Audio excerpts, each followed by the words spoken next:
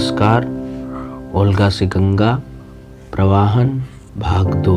तूने शिवी के इन दुशालों को कभी नहीं ओढ़ा और काशी के चंदन तथा सागर के मोतियों से अपने को कभी नहीं विभूषित किया।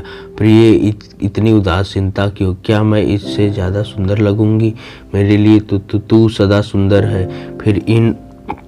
फिर इन बोझों को लाद कर शरीर को सांसत देने से लाभ क्या? सच कहती हूँ प्रिय, मुझे बड़ा बुरा लगता है जब तू उस भारी बोझ को अपने सर पर मुकुट के नाम से उठाता है, किंतु दूसरी स्त्रियां तो वस्त्र आभूषण के लिए मार करती हैं। मैं वैसी स्त्री नहीं हूँ। तू पांचाल राज के हृदय पर शासन करने वाली स्त्री है, प्रवाहण की स्त्री है, पंचालों की रानी। हाँ प्रिय, हमने कब इस दिन की कल्पना की थी? मामा ने हमसे बिल्कुल छिपा रखा था कि मैं पांचाल राज का पुत्र हूँ। उस वक्त पिता और क्या करते? पांचाल राज की सैकड़ों रानियों में मेरी एक बुआ भी थी और पांचाल राज के 10 पुत्र तुझसे बड़े थे, इसलिए कौन आशा रख सकता था कि तू एक दिन पांचालों के राज सिंहासन का अधिकारी होगा। अच्छा, किंतु तुझे यह राजभवन क्यों नहीं पसंद आता लोपा? क्योंकि मैं गार्ग्य ब्राह्मण महासाल के प्रसाद से ही तंग आ गई थी। हमारे लिए वह प्रसाद था, किंतु वहाँ के दास दासियों के लिए और वह राजप्रसाद तो उस महासाल के प्रसाद से 1000 गुना बढ़ चढ़कर है। मुझे वहाँ और तुझे छोड़कर सारे दास दासी हैं, तो दास दासियों के कारण दासों से भरा यह भवन दास दासी भवन नहीं हो सकता। किंतु मुझे आश्चर्य होता है प्रवाहन, तेरा हृदय कितना कठोर है। नहीं तो कठोर वांगणों को सह सकता है, नहीं तो मानव को ऐसा नहीं करना होना चाहिए।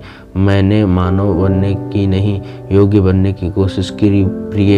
यद्यपि उस योग्यता अर्जन के समय मुझे कभी ख्याल न आया कि एक दिन मुझे इस राजभवन में आना होगा। तू पछताता तो नहीं प्रवाहन? मेरे साथ प्रेम करके मैंने तेरे प्रेम को मात्र क्षीर की तरह अप्रयास पाया है और वह अपनेपन का अंग बन गया। मैं संसारी पुरुष हूँ लोपा, किंतु मैं तेरे प्रेम के मूल्य को समझता हूँ। मन का प्रवाह सदा एक सा नहीं रहता। जब कभी मन में अवसाद आता है तो मेरे लिए जीवन दुर्भर हो जाता है। उस वक्त तेरा प्रेम और सुविचार मुझे हस्तावलंब देते हैं, किंतु मैं जितना अवलंब देना चाहती हूँ उतना नहीं दे सकती प्रवाहन। इसका मुझे अफसोस है, क्योंकि मैं राज्य करने के लिए पैदा किया गया हूँ।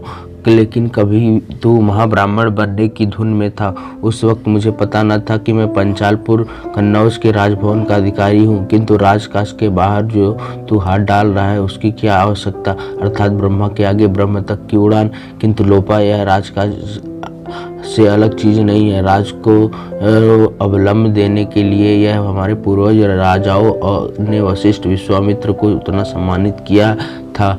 यह वह ऋषि इंद्र, अग्नि और वरुण के नाम पर लोगों को राजा की आज्ञा मानने के लिए प्रेरित करते थे। उस समय के राजा जनता में विश्वास संपादन के लिए इन देवताओं के नाम बड़े बड़े खर्चीले यज्ञ करते थे।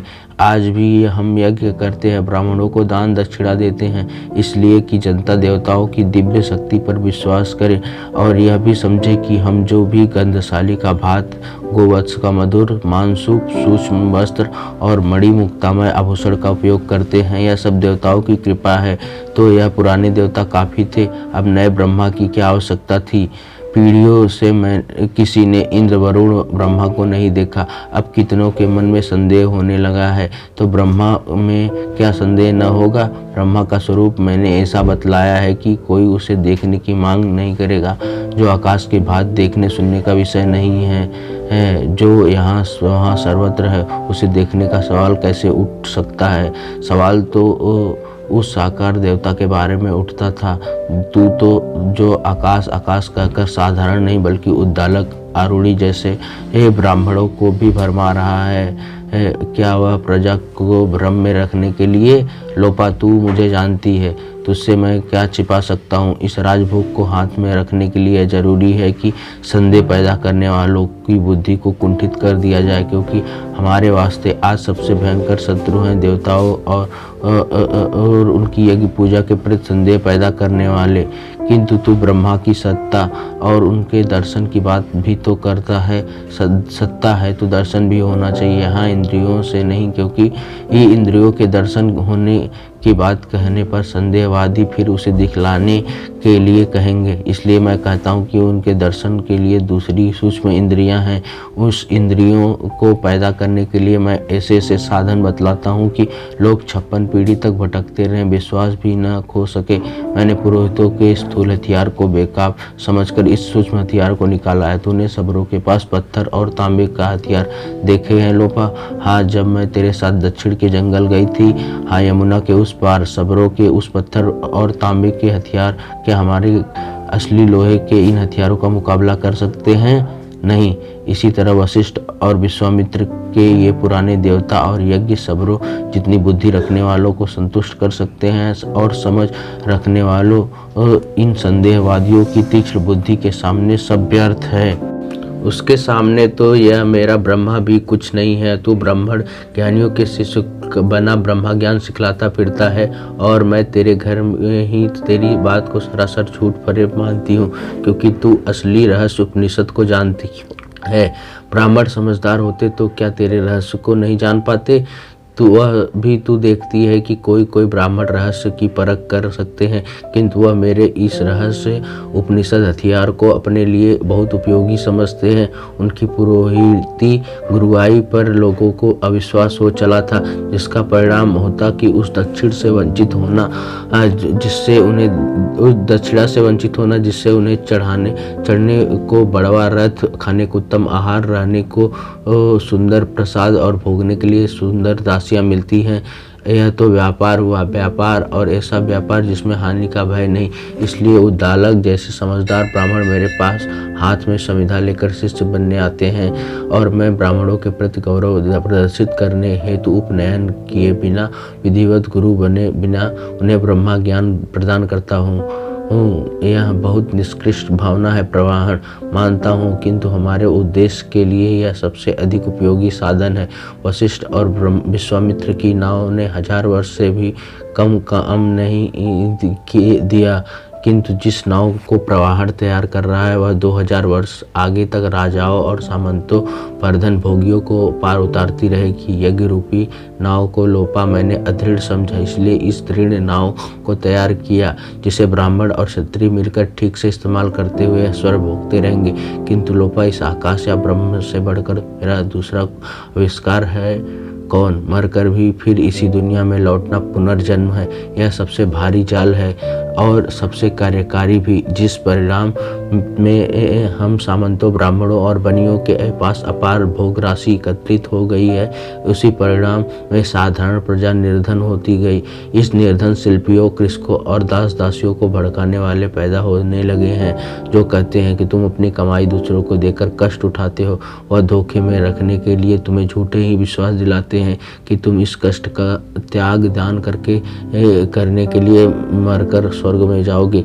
किसी ने स्वर्ग में मृत जीवों को उन भोगों को देखा नहीं है। इसी का जवाब है कि यहाँ संसार में जो ऊंच नीच के भाव, छोटी बड़ी जातियां, निर्धक धनिक आदि के भेद पाए जाते हैं, यह सब पहले जन्म के कर्मों के कारण हम इसी प्रकार पहले के सुकर्म दुष्कर्म का फल प्रत्यक्ष दिखलाते हैं। ऐसे तो चोर भी अपने चोरी के माल को पूर्व जन्म की कमाई कह सकता है, किंतु उसके लिए हमने पहले से ही देवताओं, ऋषियों और जन विश्वास की सहायता प्राप्त कर ली है, जिसके कारण चोरी के धन को पूर्व जन्म की कमाई नहीं माना जाएगा। इस जन्म के परिश्रम में बिना अर्जित धन को हम पहले देवताओं की कृपा को प्राप्त बतलाते थे, किंतु अब जब देवताओं को उसकी कृपा का संदेह किया जाने लगा तो हमें कोई दूसरा उपाय सोचना जरूरी था। ब्राह्मणों में यह सोचने की शक्ति नहीं रह गई है। पुराने ऋषियों और मंत्रों और वचनों को रटने में ही 35-40 की आयु बिता देते हैं। वह दूसरा कोई गंभीर बात कहाँ से सोच निकालेंगे। किंतु तूने भी तो प्रवाहन रटने में बहुत सा समय लगाया था। सिर्फ 16 वर्ष, 24 वर्ष की उम्र के बाद मैं ब्राह्मण की विद्याओं को पार कर बाहर के संसार में बाहर आ गया और यहाँ मुझे ज़्यादा पढ़ने को मिला। मैंने राज शासन की बारीकियों में घुसने के बाद देखा कि ब्राह्मण की पुरानी बनाई नाव आज के लिए अदृढ़ है, इसलिए तूने दृढ़ नाव बनाई। सत्य असत्य से मुझे मतलब नहीं, मेरा मतलब है उसके कर्म योगी होने से। लोपा, संसार में लौट कर जन्मने की बात बात आज नहीं मालूम होती है और मुझे इसके भीतर छिपा हुआ स्वार्थ भी मालूम है, किंतु मेरे ब्राह्मण चेले अभी भी उसे ले उड़े हैं। पितरों और देवताओं के रास्ते, पितृयान देवयान को समझने के लिए अभी भी लोग 12-12 साल गाय चराने को तैयार हैं। लोपा, मैं और तू नहीं रहेंगे, किंतु वह समय आएगा जबकि सारी दरिद्र प्रजा इस पुनरागमन के भरोसे सारे जीवन की कटुता, कष्ट और अन्याय को बर्दाश्त करने के लिए तैयार हो जाएगी। स्वर्ग और नरक को समझने के लिए कैसा सीधा उपाय निकाला लोपा, लेकिन यह अपने पेट के लिए सैकड़ों पीढ़ियों को भाड़ में झोंकना है। वशिष्ठ और विश्वामित्र ने भी पेट के लिए वेद रचे। उत्तर पांचाल रुलेखंड के राजा दियोदास के कुछ सबर दुर्गों की विजय पर कविता बनाई। पेट का प्रबंध करना बुरा नहीं है, और जब हमारे पेट के साथ हजारों वर्षों के लिए अपने बेटे, पोतों, भाई बंधुओं के भी पेट का प्रबंध कर डालते हैं तो हम शाश्वत यश के भागी होते हैं। प्रवाहण वह काम कर रहा है जिससे पूर्वज ऋषि भी नहीं कर पाए हैं, जिससे धर्म की रोटी खाने वाले ब्राह्मण भी नहीं कर सके। तो बड़ा निष्ठुर है प्रवाहण, किंतु मैंने अपने काम को योग्यता पूर्वक पूरा किया है। धन्यवाद। उम्मीद है आपको कहानी पसंद आ रही होगी। कृपया लाइक करें, शेयर करें, कमेंट करें। धन्यवाद।